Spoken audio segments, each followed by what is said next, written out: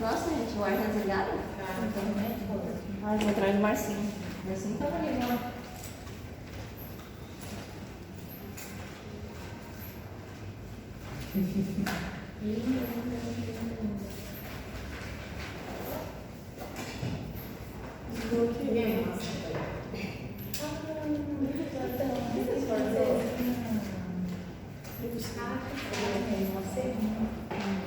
Fica lindo, né? Descasca. Vou olhar ¿Qué tal, señor Mauro? Mauro, yo voy a estar en mi casa a partir de la 1 de la tarde. ¿Pasaron por ahí? Ah, não. Não tem mais. Professor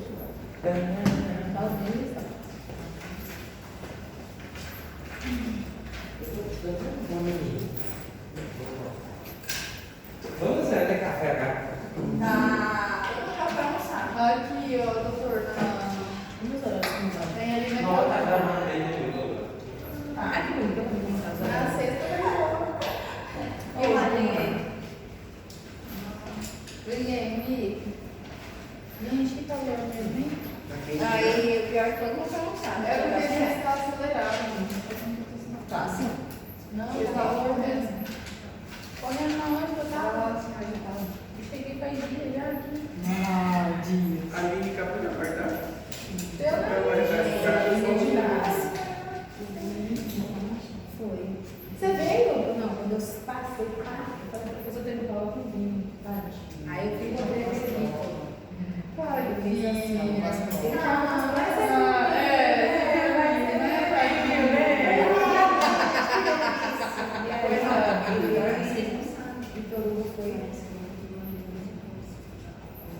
não, a turma que veio foi a Ana Júlia.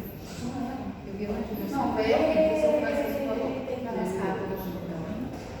E eu falei, professor, não vai ter ela não combinar? Ai, aqui na nossa sala do doutor Raí. Eu vou fazer uma Essa aí vai fazer.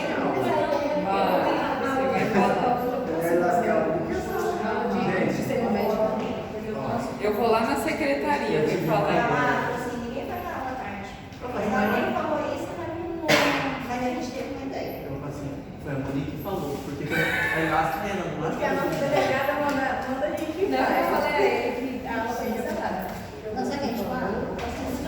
É porque a outra aula não ia ter, a gente tá muito cansada. Aquele vai pôr pra moer, né? Ou é melhor nem falar. Melhor não falar mesmo. Cada um lá não sei falar uma coisa, eu falo assim, meu Deus, doutor, mentira que não vier. Eu faço, eu tava com a Chay, não tava. Eu passei mal. Não, mas ainda tem filho. Não, precisa ir na escola resolver. Não, professor, tipo, Eu tive que ir no pico da bonita também.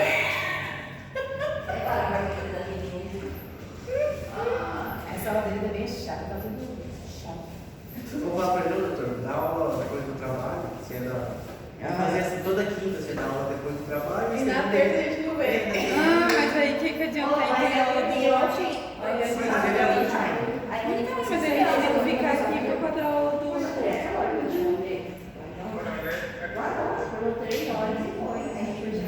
Mas você tá deixando ela dormir de tarde ou de manhã? E se não deixar ela dormir? Não, faz 2 horas de noite, né? Mas ela vai ser amanhã.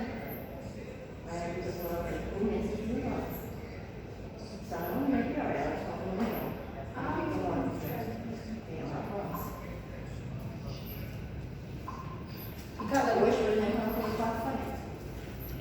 E se você tiver tudo apagado, tudo, enfiar o peito, não tem peito não, não costume assim, não. Peito, já. Ah, ela me mandou botar no peito, bora, vai pegar uma coisinha. Ela dorme de novo. Sim, ele vai ficar pagando o bico dela. Por que a pessoa? Ela mata. Os dois meus costumam assim. Pega o peito e fica pagando, mas ela dormir a hora que eu quisesse. E ela demora, até hoje, Ana, se eu tô na cama. E ela pega comigo e ela dorme. Com 16 anos. Pegando o peito. Não, dorme assim. Galera,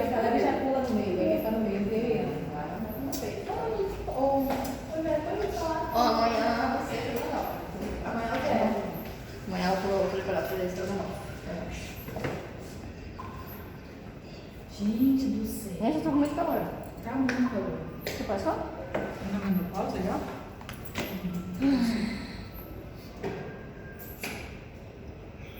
Obrigada, são doces. Quantos anos ela tá na menopausa? Mas eu acho que não é isso que eu sei que ela postou. Ela Ela tem. tem cerebral. Ué, hematopato, né? Hoje agora eu fiz uma patologia. Da menstruação. Ela postou agora. Edema cerebral. A Nori. Ah, tá. Ela tá tomando alcohol. Quem tá na menopausa? Não. Eu tô só querendo saber.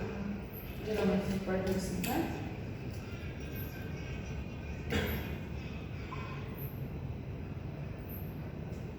Eita, meu Deus, que calor. A gente se lascou, porque todo mundo vai almoçar e aí o doutor vai tirar na sua hora de almoço. Vai tirar? Ah, mas ele sempre passa, né? Ah, ele falou que é 20 minutos de Você aula. viu ele Hoje tirando ele sarro falou? de mim? O que que ele Tipo falou? assim, 20 minutos. Aí ele olhou assim e falou, só que não, mentira.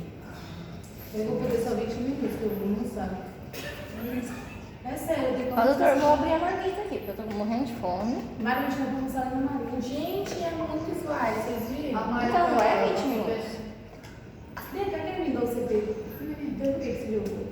Pô, é não, você vê? Falaram que caiu. É do seu pé, não é? Não. Caiu no terceiro andar. Parece Ela que se jogou?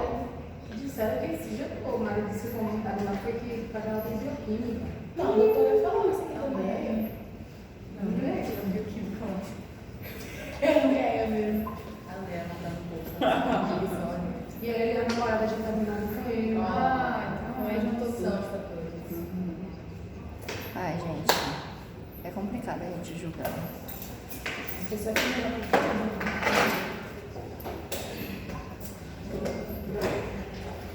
¿Qué tal están, gente? ¿Cómo les fue en el examen? Foi muito bom, não. Pra mim, né? ¿No fue bom? Doutor, eu errei. Acertei só uma questão sua. ¿Cómo? Não sei o que aconteceu. Eu acho que eu não entendi. Eu acho. Acho que é por isso mesmo. De verdad que yo estaba leyendo mis cuestiones. Y, por ejemplo, la primera pregunta que yo hice le puse el otro era pegadilla. Porque ustedes no leen bien lo que ustedes escriben y van a escribir. Porque era excepto o no. Estoy pidiendo algo que no corresponda y todo correspondía. ¿Verdad? ¿Se acuerdan que yo había hablado del sistema simpático, parasimpático? ¿Cuál era el que hacía? Eso no era la pregunta. Y en el otro, yo no sé cuál de las filas le tocó a ustedes. En el otro era sistema renina, angiotensina, aldosterona, ¿verdad? O era el mecanismo de compensación cardiológico, era mi segunda pregunta. Sim, ¿Verdad? Renina, angiotensina, aldosterona. ¿Se acuerdan que nosotros habíamos hablado que la renina, angiotensina, aldosterona lo que hace es produce un bloqueo de los riñones para retener más líquido, retiene sal, la natriuresis, él detiene y produce una vasodilatación periférica para que él tenga mayor retorno venoso. Ese se da tanto en la insuficiencia cardíaca como en el shock, en el mismo. Esa era la pregunta, ¿verdad? Y Vou ahí, mostrar pra ela uma coisa pra gente ver se Essa a é gente aquela da es loja que yo de no alimentos. tengo. quer que eu não pode pedir lá, não, pra gente discutir na sala, que é bom. Te voy a pedir, bueno, lo que pasa es que mi clase hoy es muy extensa, pero puedo darle la próxima semana un resumidón así rápido de esta clase. Pero yo tengo acá la respuesta que yo le mandé al la Eu fiquei na pregunta. dúvida daquela, doutor, que era óleo de elementos, péptidos. Sí. Não lembro. Pero ¿cuál era el tuyo? ¿Era paciente con cirrosis hepática o cirrosis paciente con ilion paralítico? Não, hepático. Bueno, en la cirrosis hepática, doctora, É ele paralítico, assim. Não, era. Qual que não era? acá, en la cirrosis hepática, ¿verdad? La absorción de proteínas, ¿verdad? Principalmente de las grasas, y se da por lesiones de sales biliares. Entonces hay una estatosis. Entonces la lesión es sales biliares. Ah, tá. Eu botei no hidrato de carbono. Coloquei todas. Eu também. Y la verdad es que todas, pero en un menor grado. Pero las sales biliares son los más importantes, lo que más usan en esos pacientes. Qual outro? Le voy a preguntar las preguntas que yo le puse. A ustedes. Insuficiência cardíaca, o que que ia afetar? Acho que não sei se era o infarto do miocárdio. Mira, el paciente con síndrome de intestino corto, no fue el de ustedes. Não. Foi a de absorção, né? Foi alguma coisa. Uma absorção, isso mesmo. Mas não era da cirrose hepática, né? absorção É. Mira, acá está la pregunta que les puse a ustedes. Y son los exámenes que le van a venir siempre a ustedes. Lean bien, interpreten bien, porque muchas veces la pregunta. Ustedes están acostumbrados generalmente con profesores que hablan mucho portugués y le van a simplificar. Yo hablo muy poco portugués, mi castellano un poquito más cerrado. Entonces hay muchas de las palabras que tienen que entender, ¿verdad? ¿Cuál no es un mecanismo? Essa era a primeira pergunta. ¿Cuál no es un mecanismo de compensación de insuficiencia cardíaca? Mecanismo de Franz-Stanley, ¿qué pasa? Cuanto más se distiende la célula, mayor fuerza de contractibilidad, ¿verdad? Actividad del sistema nervioso parasimpático. Ah, isso que eu para, e era simpático. Simpático. Simpático produce aumento de frecuencia cardíaca, vasoconstricción periférica y aumento de la contractibilidad, la fuerza de contractibilidad. ¿Se acuerdan cuando nosotros hablamos? Cuando hay un paciente que tiene una lesión, como una lesión neurológica, un parapléjico, ¿verdad? Al sesionarse la región medular, él pierde el tono simpático y entonces predomina el nodo simpático, porque el nodo simpático es a través de la cadena ganglionar y del noveno par craneal, el décimo vago. Después, la segunda pregunta. Foi do mecanismo Uma absorção, que foi ¿Qué es el mecanismo de Franz-Stanley? Essa era a segunda. ¿Qué es el mecanismo, verdad? Entonces dice, mecanismo que reduce la resistencia vascular periférica e incrementa la natriuresis. Sistema renina angiotensina aldosterona, que tenemos ahora, ¿verdad? Produce vasoconstricción periférica y disminuye la natriuresis y así el gasto cardíaco. En la misma cosa puse los dos. Provoca cambios en la estructura, masa muscular y dilatación de las cámaras. Não, aumenta mais um pouco, eu vou dando uma morrer de frio aqui. O 22 está bom, Silvio.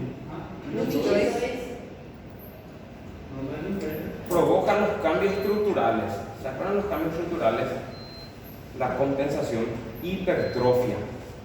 La primera adaptación que tiene el corazón es la hipertrofia.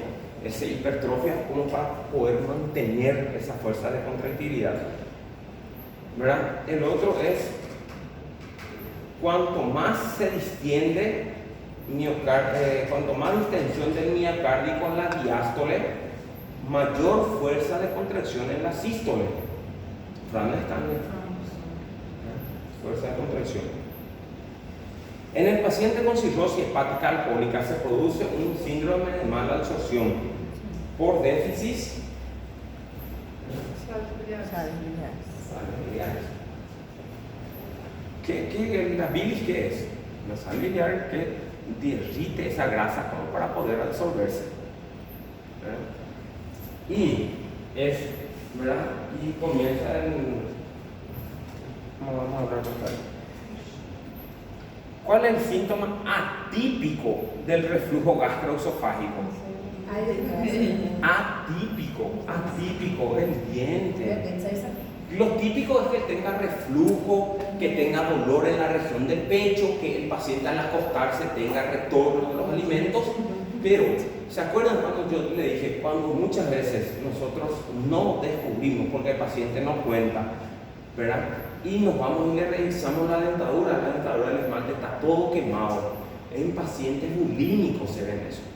Pacientes que meten el dedo y se producen vómitos y ellos no cuentan, pero sí nosotros diagnosticamos por las lesiones de diente que presentan. então, porque sempre. Está mal planteado, está bien planteado mi examen. Esa pregunta, ¿verdad? Essa daí eu acho discutível. ¿Por qué? Porque num refluxo pode ir pro pulmão, por exemplo, e ser tóxico, uma imunização alternativa. E se der uma aspiração? No, ese es típico, ¿verdad? Ele pediu atípico. Atípico, él es Mas típico. é típico também, nos dentes, se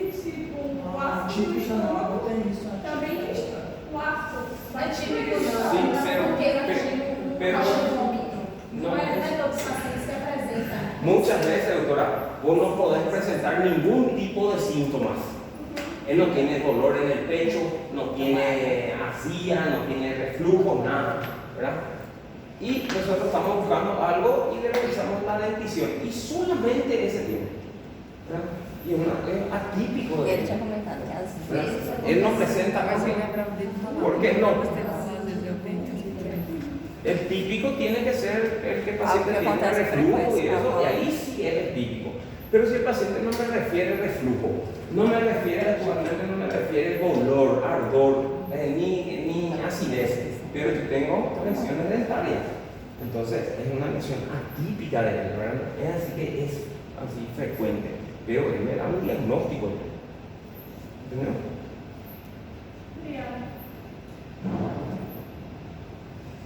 Principal causa del shock cardiogénico. Esse daí eu não tenho certeza. Shock cardiogénico, ahí tal vez yo planteé mal la pregunta, ¿verdad? Porque para mí todo síndrome coronario agudo es cardiogénico.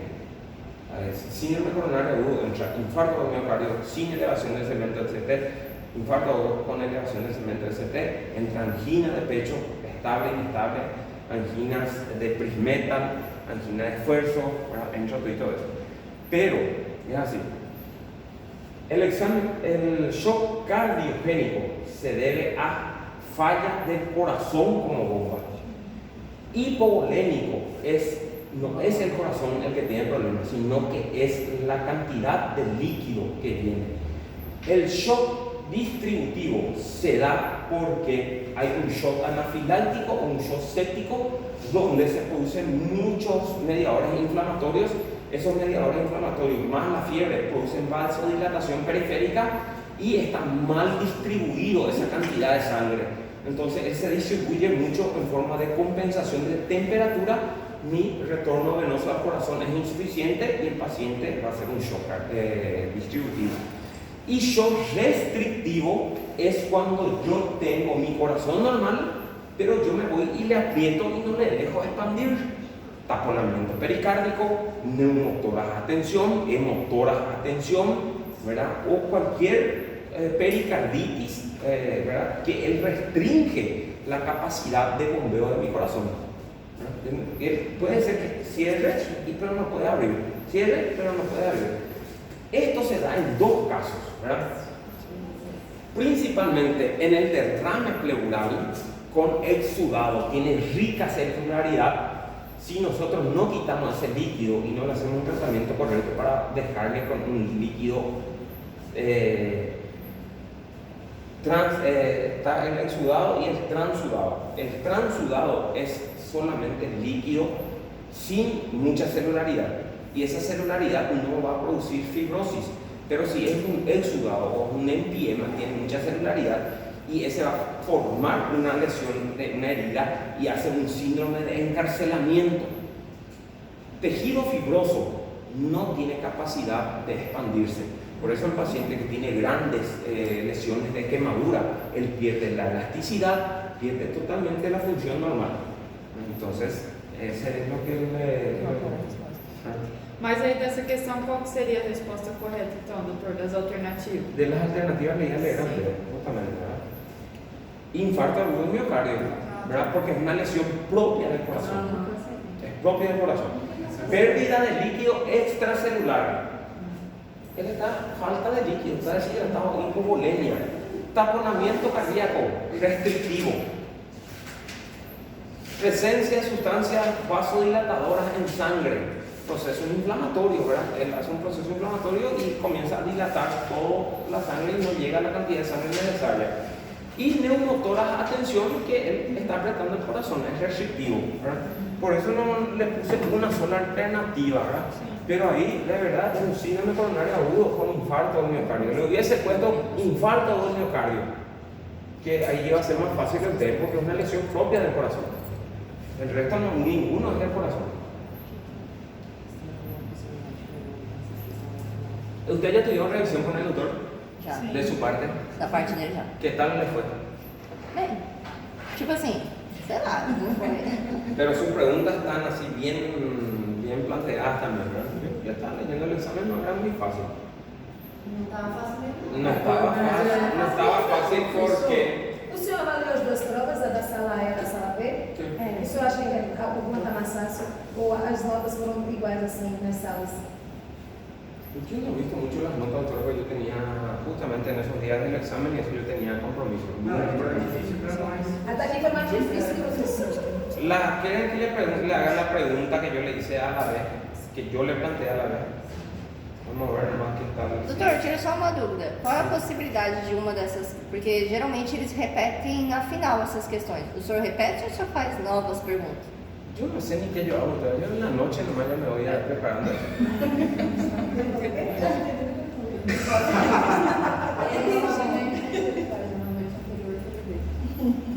Yo ayer de noche le preparé al paciente con una insuficiencia hepática, cortito, 65 diapositivas.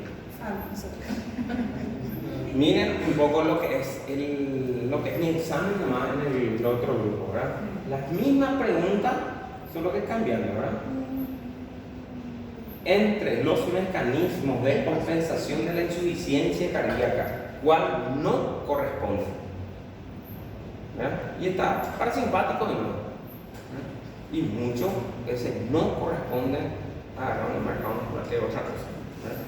Sino que ustedes lean bien las preguntas, siempre lean bien.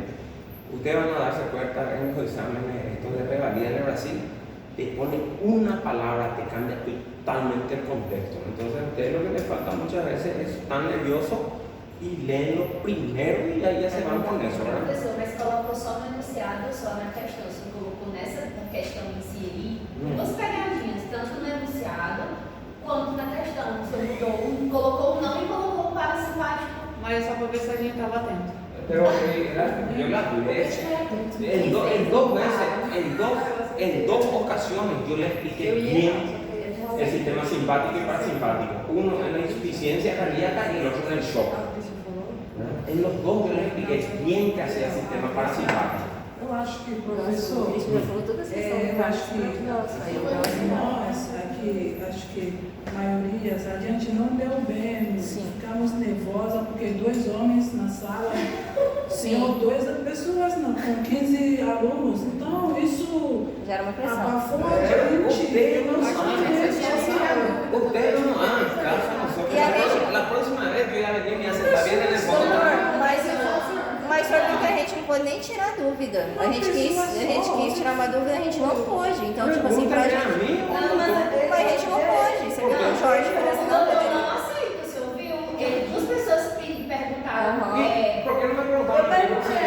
Yo me voy y le digo, bueno, mira, yo no le voy a decir la respuesta, Sim. pero yo le voy a decir dónde está el camino a eso. Sim, é isso que a gente Porque yo quer. le digo a usted, ¿verdad? Y, doctor, ¿cuál es grasa o todo?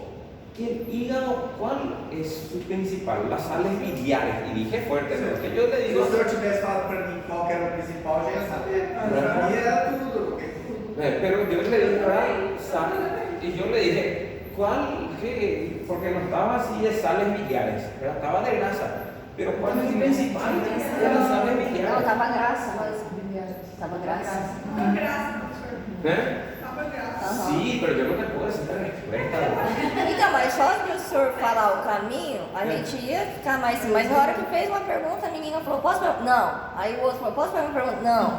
Então a gente já tá pressionado. Aí pode fazer Él pergunta. se queda sentado así. Yo recorro toda mi vida, hice mi examen así. Yo no te voy a dar la respuesta.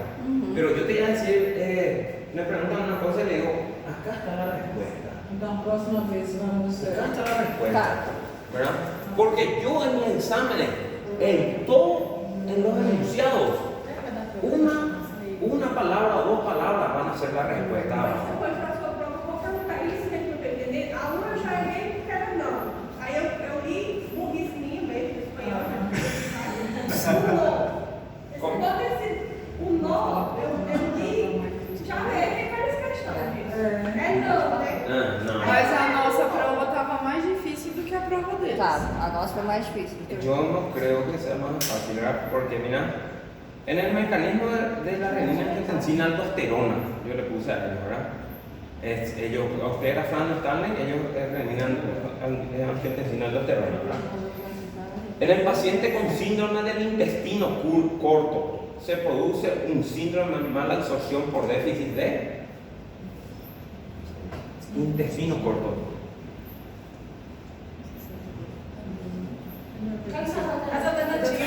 Operó. As vitaminas.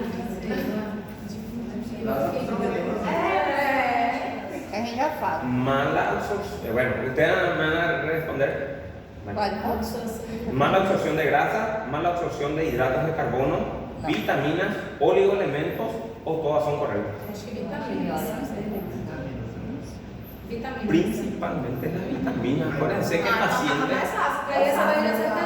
¿Eh? Eu gosto mais deles também, né? Acuérdense que cuando nosotros hablamos, cuando se hace una resección del estómago, una disminución del estómago y parte del intestino, hay que reponer las vitaminas. Bariátricos. Los bariátricos. O senhor gosta mais deles, é? Também? Também. Para mí, cirrosis hepática es fácil. Si yo le doy la próxima clase ahora es de hepatitis A, hepatitis B, ¿verdad? De insuficiencia hepática aguda y crónica. Y solo dos enfermedades entran ahí, así que son muy característicos, ¿verdad? Bueno, otra pregunta que le hice a él, ¿verdad? La aterosclerosis es la causa principal. Insuficiencia cardíaca, síndrome coronario agudo, diserción aórtica, vasculitis granulomatosa o insuficiencia vascular crónica.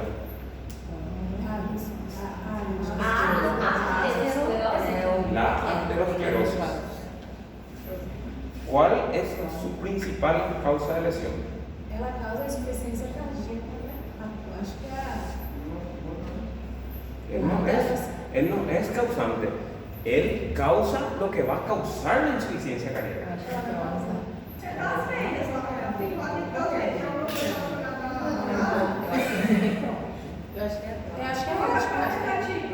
Alternativa. Insuficiencia cardíaca, síndrome coronario agudo, diserción aórtica, vasculitis granulomatosa e insuficiencia venosa. Proceso inflamatorio principalmente por Hashimoto. Entonces, no tiene nada que ver con vasculitis. ¿Sabe por qué? Le voy a contar por qué le confunde a usted, ¿verdad? La misma pregunta que hubo, ¿verdad? Síndrome coronario agudo, taponamiento de las arterias. Usted falou insuficiencia. É que ela. Não. Se é fechada, que não está conseguindo responder. Clínica médica, hubo preguntas abiertas. Fácil. Y vienen y no saben el orden. Não, tem que ser fechada. Não. Si Aberta es não. en clínica médica, tiene abierta y tiene oral. Eu prefiro oral do que planta aberta, assim, porque o oral você vai conversar com o professor e ele vai dizer. Muchas veces el profesor te dice, sí, você está falando una besteira acá. Pega bem até onde você vai. Es impresionante la imaginación que puede tener el ser humano. Cosa que yo nunca aprendí en fisiología, aprendí con los alumnos de quinto año. isso se chama desespero. Principal causa del shock distributivo. Distributivo é o que o senhor falou do. Y acá está, ¿verdad? Mira, es sexy, ¿verdad? Infarto del miocardio, pérdida de líquido extracelular, taponamiento pericárdico, presencia de sustancias vasodilatadoras en sangre y neumotoras a tensión. ¿Cuál sería tu respuesta? Pues yo no te puse sexy, porque no te doy la respuesta. Sobre o Distributivo. No estudiamos.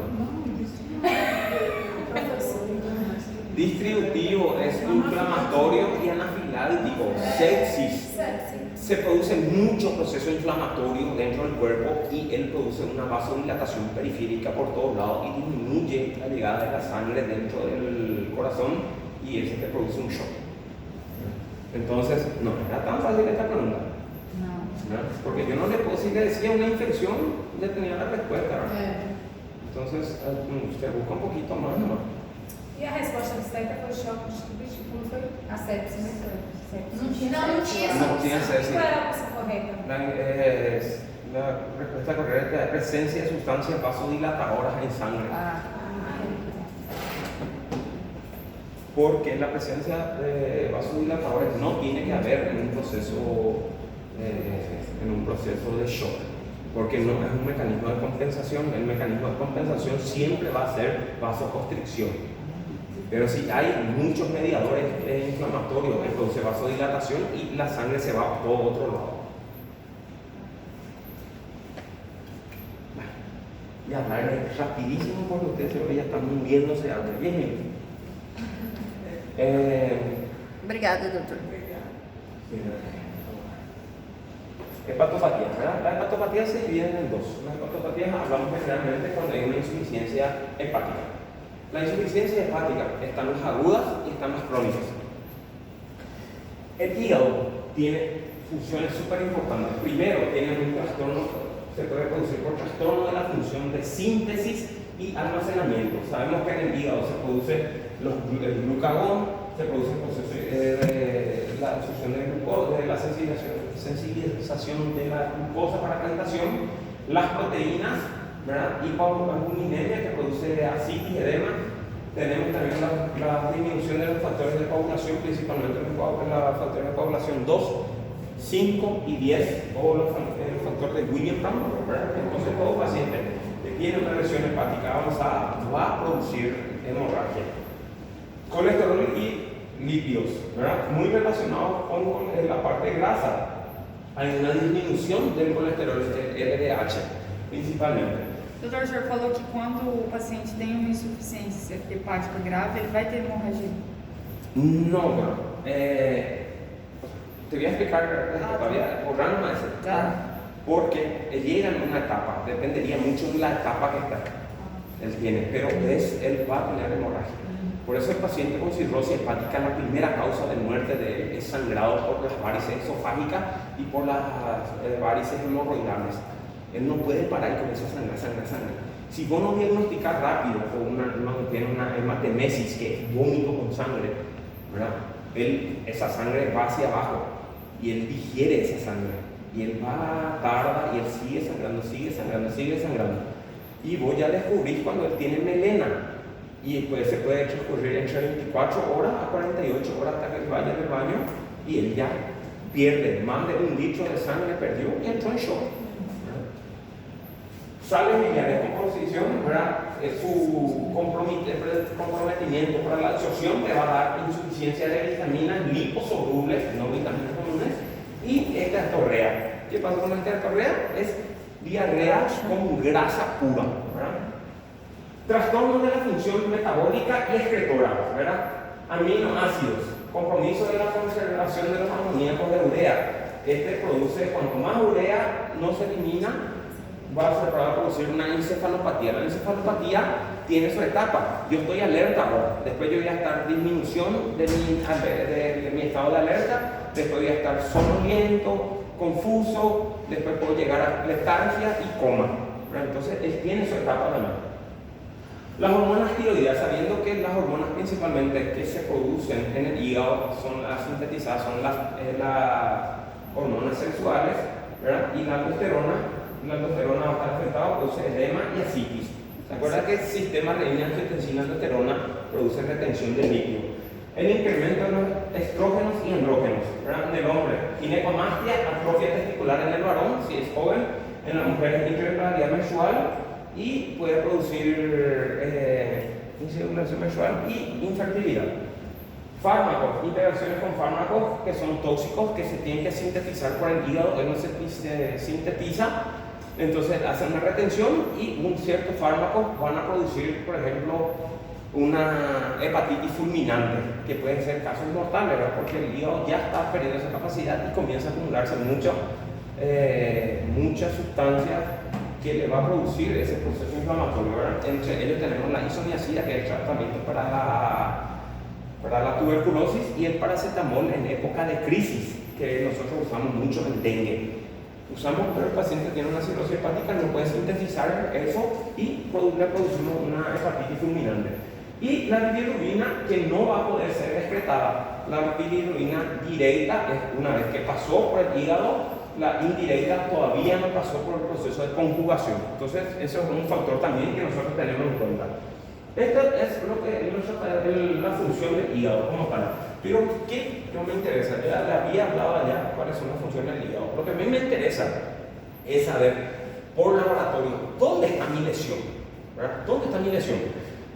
Si son marcadores citólisis o lesión del hepatocelular o de la arquitectura hepática como tal, ¿verdad? Va a tener TGP alterado, gamma GT, aldolasa y LDH. Va a estar alterado. Eso ya me está hablando de una lesión en el hígado, en la arquitectura del hígado. Cuando es un marcador colestasis, nosotros tenemos lesión en el colédoco, ¿verdad? En la región del colédoco. Fosfatasa sacarina elevado, gamma GT, bilirrubina indirecta, porque mi hígado es capaz de sintetizar esa bilirrubina, pero él no puede mandar por el colédoco al intestino. Y ácidos biliares séricos aumentados, porque esos ácidos biliares séricos tenían que estar en la parte digestiva, no en la parte de sangre, ¿verdad? Y marcadores de síntesis hepática, donde la función hepática está alterada. Vamos a tener glicemia alterada, colinesterasas, albúmina y factores de coagulación van a estar afectados. Los trastornos siempre van a haber trastornos hemáticos, trastornos endocrinológicos, tenemos trastornos cutáneos, ¿verdad? Las arañas vasculares, telangiectasia, esos que se presentan en el paciente por haber una lesión hepática, ¿verdad? El síndrome hepatorenal ya es un síndrome que se presenta mucho después, cuando ya hay una lesión del hígado de más del 80%, donde esa sangre que viene de la porta al hígado no puede pasar porque hay una fibrosis. Esa fibrosis comienza a hacer una congestión para abajo y se ve afectado tanto el riñón como el hígado. Acuérdense que todo lo que se filtra en el riñón pasa a la circulación esplénica. La circulación esplénica va a estar congestivo, entonces él se congestiona, entonces hay un aumento de urea y creatinina. Estos ya son en etapas terminales. Y la encefalopatía hepática es la lesión que se produce ya por un aumento de la urea, creatinina y de la bilirrubina.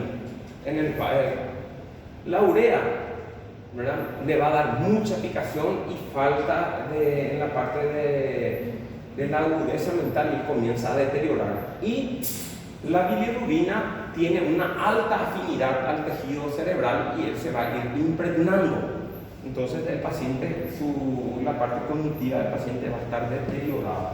Professor, por que tem esse Asterix no? Asterix. Sim, por que tem? Qual é a patofisiologia de los temblores. Sí. Y generalmente, doctora, se ve es cuando hay demasiado ácido úrico y bilirrubina aumentado y él comienza a presentar esos Asterix, ¿verdad? Pero viene acompañado de otras patologías. Ahora te voy a explicar eso, así rapidito. Bueno, para una insuficiencia hepática, yo tengo que tener una clasificación o un criterio global, ¿verdad?, que es ausencia de enfermedades hepáticas graves anteriores. ¿Verdad? Yo no tengo que tener una enfermedad hepática anterior, ¿verdad?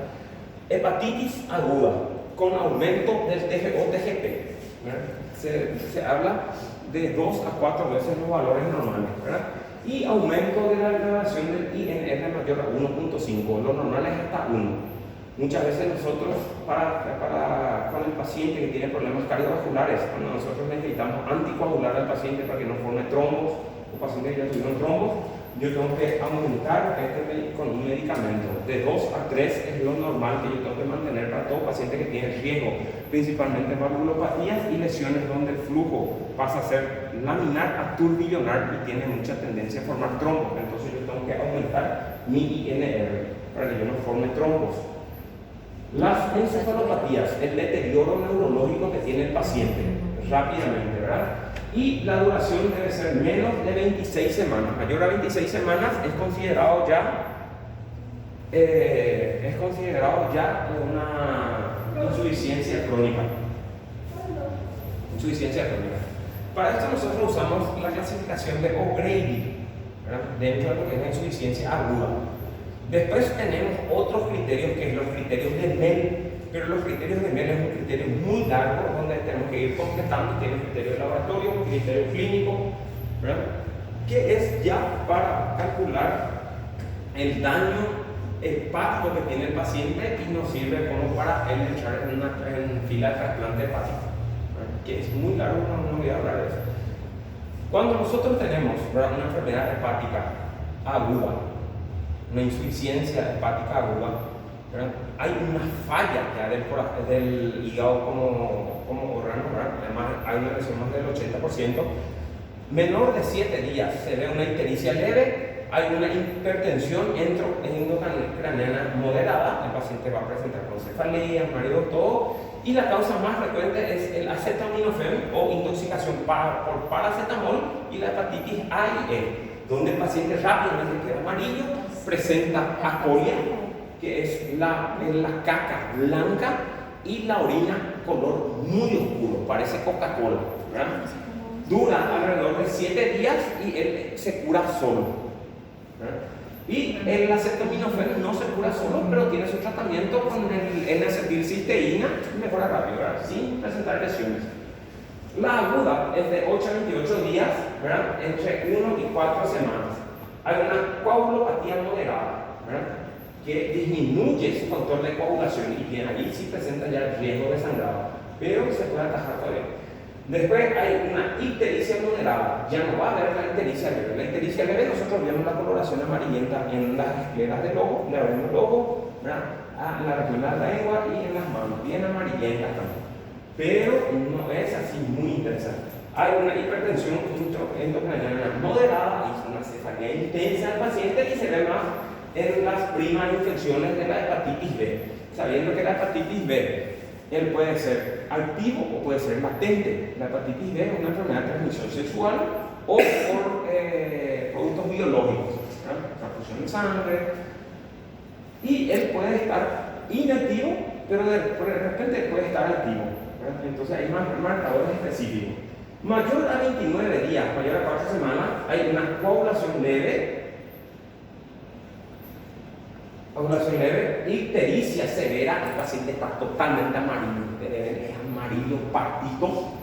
Hay una hipertensión endocraniana moderada y es más frecuente por uso de paracetamol y fármacos indeterminados. No hiperaguda e aguda, a icterícia leve e moderada vai ser nas mesmas regiões que a amarelada? Siempre. Inclusive las piernas están amarillas, ¿verdad?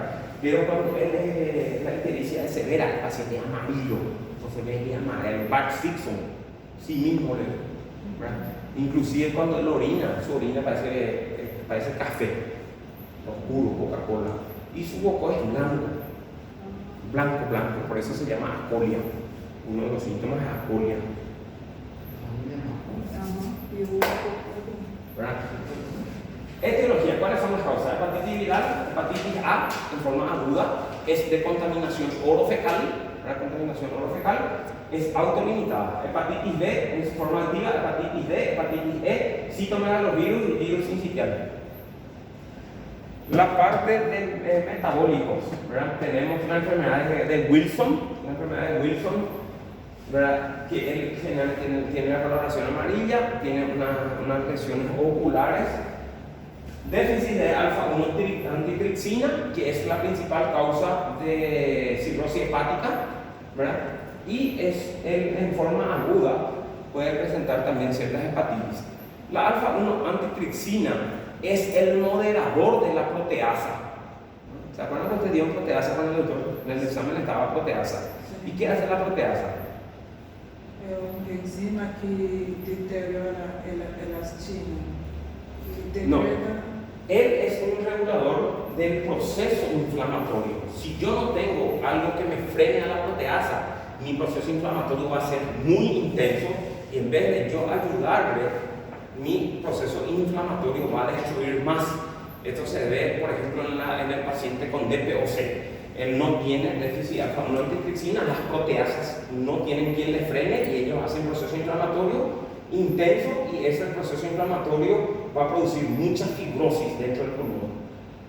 Entonces, si yo tengo un paciente con déficit de alfa-1-antitripsina, generalmente son pacientes que presentan cirrosis hepática y presentan enfermedades pulmonares obstructivas crónicas, generalmente antes de los 45 años, sin nunca haber tomado bebida alcohólica ni nunca haber fumado. Genéticamente ellos producen eso. Es genético.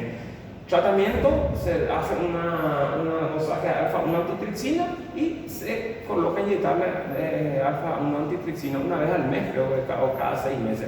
Y pues nunca más va a tener ese problema. Pero siempre hay que buscar que vos tengas antecedentes familiares en torno de pacientes que murieron por cirrosis hepática o por DPOC sin que nunca haya tenido cáncer de pulmón, porque es genético eso. Relacionado tanto quanto DPOC quanto Cirrosis hepática antes de los 45 años. Cirrosis hepática y la DPOC aparecen por lo general después de los 55 años de edad, es un promedio. Pero si aparece antes de los 45 años hay que buscar. Y pacientes que nacen con fibrosis quística. O la fibrosis quística, ustedes ya vieron en pediatría, el niño que es lleno de sal. Y él tiene así, vos le ves, y él tiene que todo como si fuera sal. Aquí ni es que la cerveza se chira, está trincada y así mismo le ves. Y alguien tuvo que haber probado ahora, porque no la regla no es sal. No sé quién veo a que se hizo. Vascular, ¿verdad? El síndrome de Bull-Child, que habíamos hablado ya en la primera parte, los síndromes isquémicos y las enfermedades venosas oclusivas, principalmente que afectan el hígado. La parte inmunológica, las enfermedades autoinmunes y en el embarazo el síndrome de Hill, que es una falla hepática aguda del embarazo. Su mecanismo de producción se produce generalmente por una necrosis o apoptosis masiva del hígado cuando hay una lesión. Nosotros tenemos lo que son los mecanismos innatos de protección del hígado y tenemos las famosas células de Kupffer, que son las células que protegen.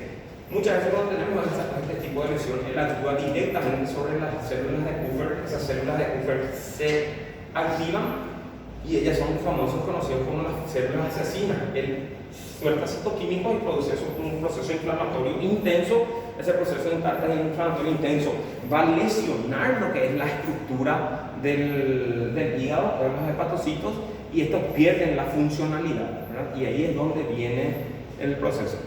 El hígado, ¿verdad? Él no va a producir muchos síntomas hasta que tenga más o menos 80% de su capacidad total lesionada. Mayor de 80%, yo no puedo más hacerle, por ejemplo, quitar un lóbulo completo y hacer un trasplante, porque él ya ocupa todo, ¿verdad? Y dependería mucho también de qué tipo de enfermedad. Más del 80% no es criterio para trasplante. Y estas son las lesiones que se dan, que vienen a hablar, ¿verdad? La exploración. Só uma coisa, eu não entendi. Caso quando afeta a função, mais de 80% não é. Já não é. Não seria. No, vos tenés un criterio de MEC. En ese criterio, vos tenés una tabla donde él te va hablando de cuáles son los síntomas que presentan los laboratorios, ¿verdad?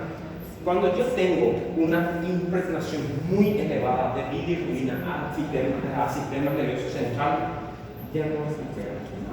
Por isso que não vai ser grande. Por eso no recupera el peso.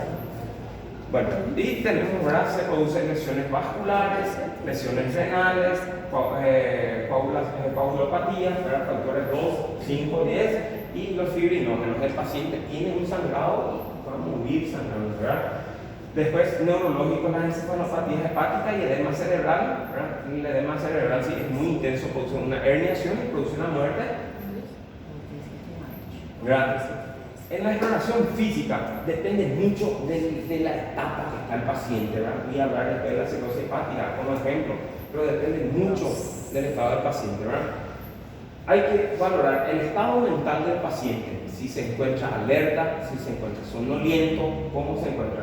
La ictericia, si es moderada, elevada, severa, y eso tiene sus valores. Hasta de 0 a 4 es leve, de 4 a 6 es moderada, mayor a 6, 8 es severo, ya el paciente amarillo, ¿verdad?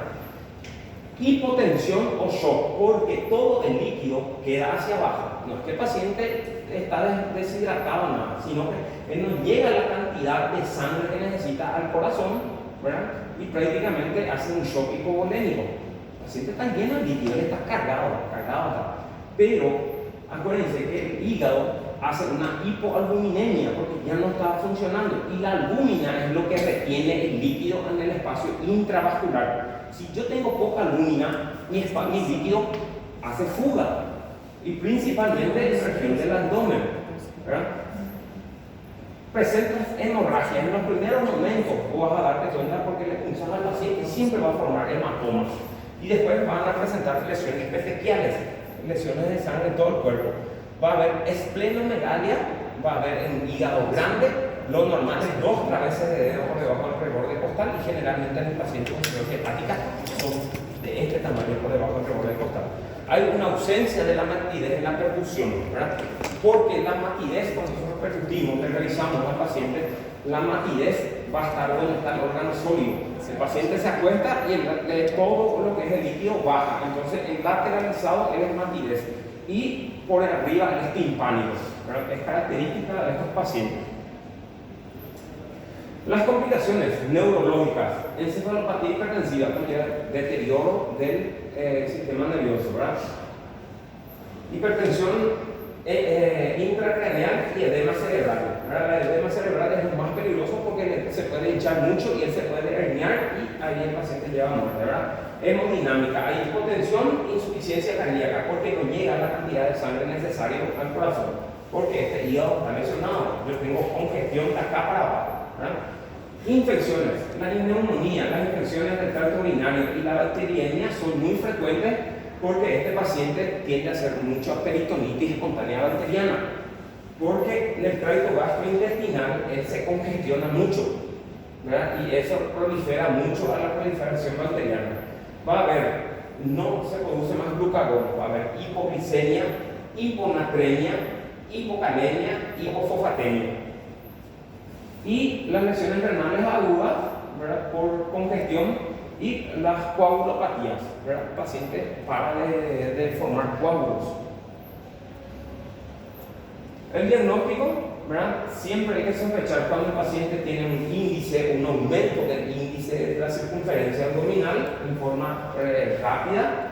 Hay que hacer un interrogatorio dirigido, ¿verdad? Si es consumidor de bebidas alcohólicas, si está usando algún tipo de sustancias químicas, si está usando paracetamol o si está usando corticosteroides, ¿verdad? Y la exploración física es muy importante en el tórax, revisar bien el tórax, porque uno de los primeros signos son las famosas arañas vasculares, las telangiectasias, pequeñas arañas vasculares en la región de la nariz. Ustedes ven así bien, parece tela araña, ¿verdad?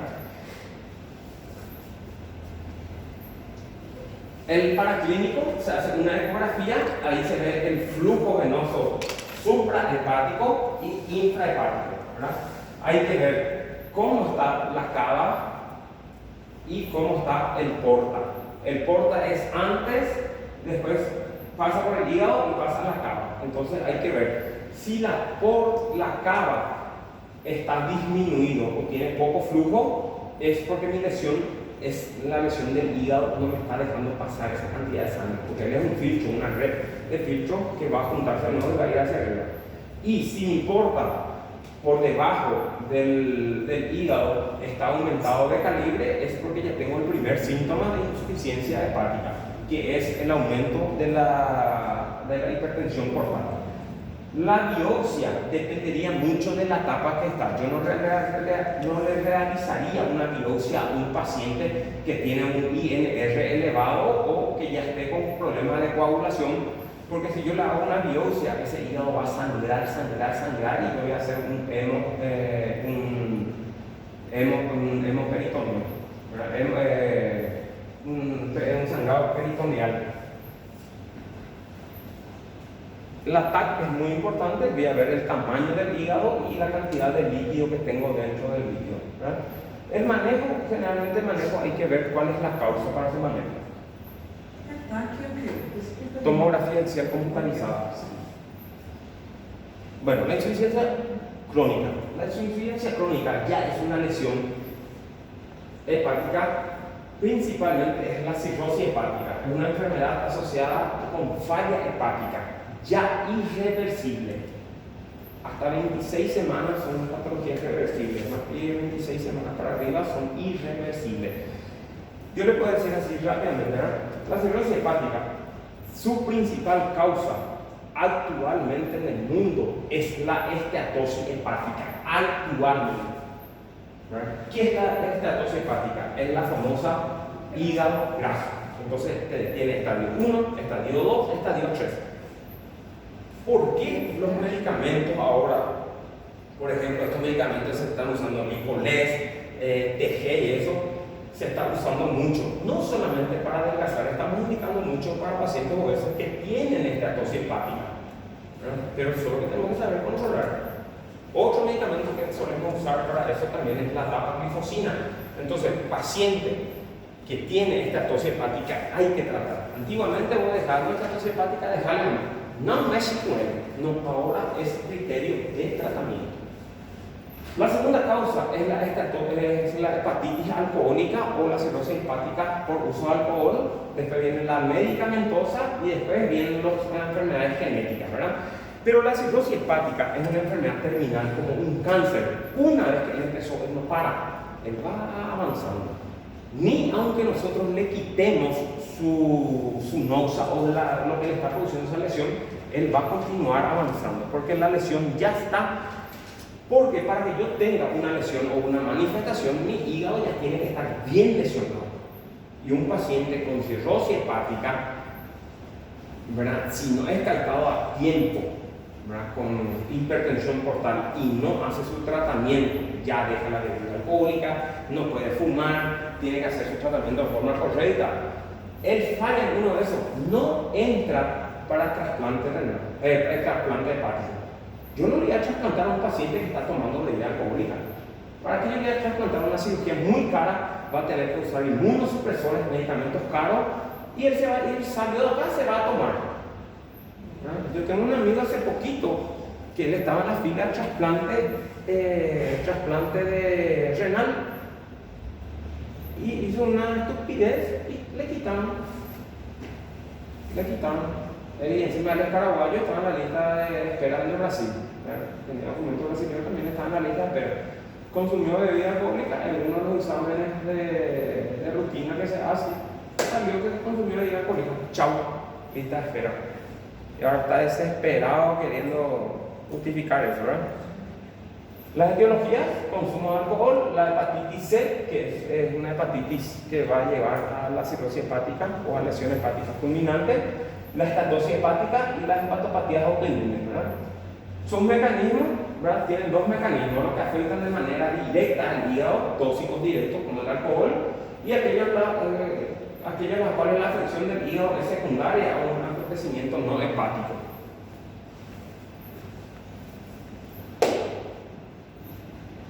Los pacientes con infecciones crónicas por virus de tipo B y C se consideran alto riesgo de desarrollar una insuficiencia hepática crónica, ¿verdad? Considerar siempre en estos pacientes, ¿verdad? Si es que tienen asociados con enfermedades autoinmunes, enfermedades metabólicas genéticas, obstrucciones biliares. Por ejemplo, pide pacientes con piedra en la vesícula, eso hay que operar a este paciente porque el hígado se hincha muchas veces y él va a liberar ese cálculo, el barro biliar hacia el colédoco y va a producir una pancreatitis o un síndrome coledociano y le va a empeorar ese cuadro. y uso crónico de medicamentos hepatotóxicos. Pacientes con uso de paracetamol, isoniazida, y son varios, ¿verdad? La clínica del paciente, la clínica suele ser lo que puede presentarse en forma temprana, ¿verdad?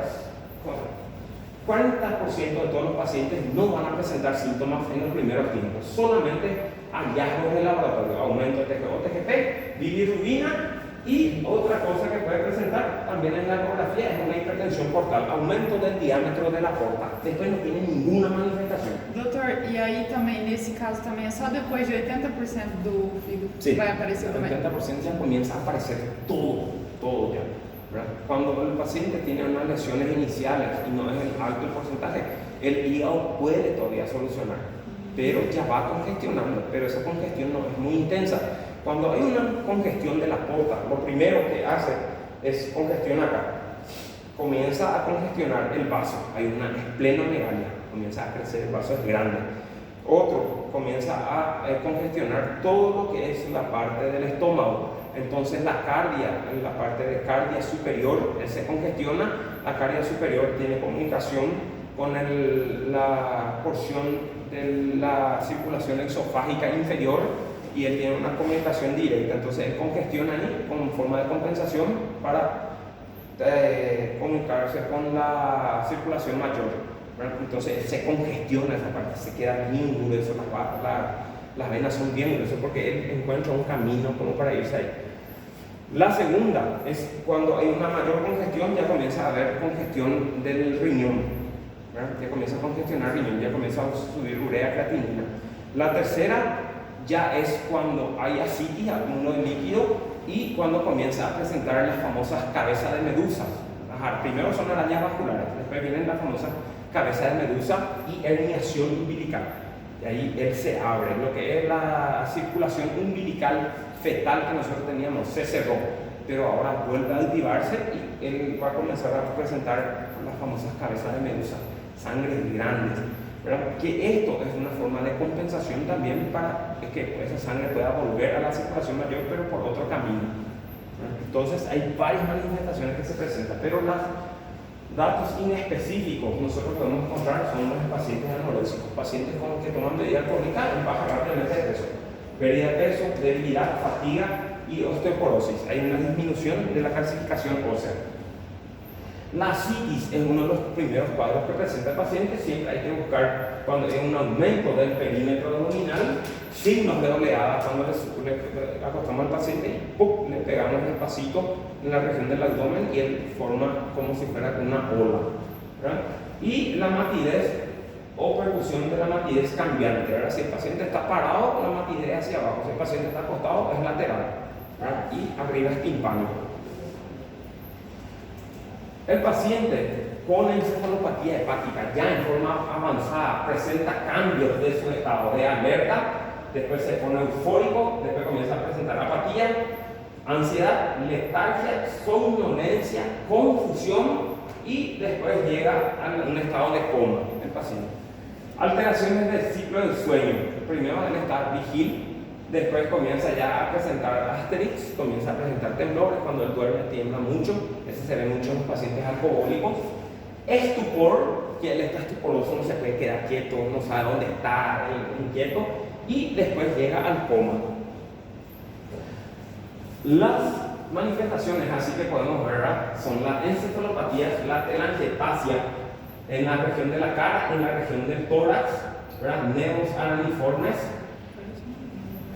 varices esofágicas solamente por endoscopía en los primeros casos, pérdida de masa muscular, como habíamos hablado, él no come, comienza a perder rápidamente de peso, alteraciones fibrinóticas del hígado, por el cual puede producir sangramiento, la hipertensión portal va a producir esplenomegalia, cabeza de medusa umbilical, va a haber eritema palmar, ¿verdad?, y va a estar el paciente rojo su mano generalmente.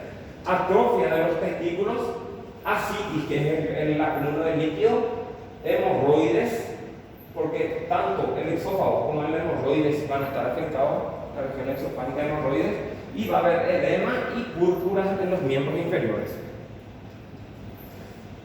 ¿verdad? En el diagnóstico de hallazgos de laboratorio podemos encontrar trombocitopenias, anemias, leucopenias, prolongación del tiempo de protrombina, hiperbilirubinemia, incremento de la fosfatasa alcalina, aminotransferasas incrementadas de GOTGP, hipoalbuminemia, porque ya no se sintetiza albúmina, y hiperglobulinemia y hiperalbuminemia, los dos.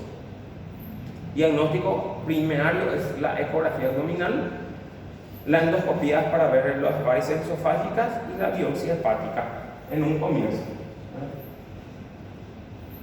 Bueno, el tratamiento no le voy a meter mucho a usted porque el tratamiento dependería mucho de cuál es la causa. El tratamiento del paciente con cirrosis hepática es frenarle ese tratamiento, ¿verdad? Y en estos casos podemos usar los corticosteroides. Pregunta, duda, facilito. Doutor, mas quando está nesse caso da CIT, ainda é tratar, assim, tem forma de tratar ou só para... No, se trata. Así te hace un poco así la citis. No tiene caneta, ¿no? Bueno, el paciente con cirrosis hepática, ¿verdad?, tiene 3 etapas. Tiene la etapa de la hipertensión portal. El paciente con hipertensión portal, sin tratamiento, ¿verdad?, su causa de muerte primaria es la hemorragia. Hemorragia por varices esofágicas o hemorragias por las varices hemorroidales. Entonces, la primera causa de muerte. El síndrome hepatorrenal ya es cuando hay ascitis. Esa ascitis acumula mucho líquido. Ese líquido a la larga le aprieta el diafragma y nosotros tenemos que hacerle una punción abdominal y quitarle líquido. Entonces, la punción abdominal, tocas el abdomen recto del paciente y bajas hasta donde está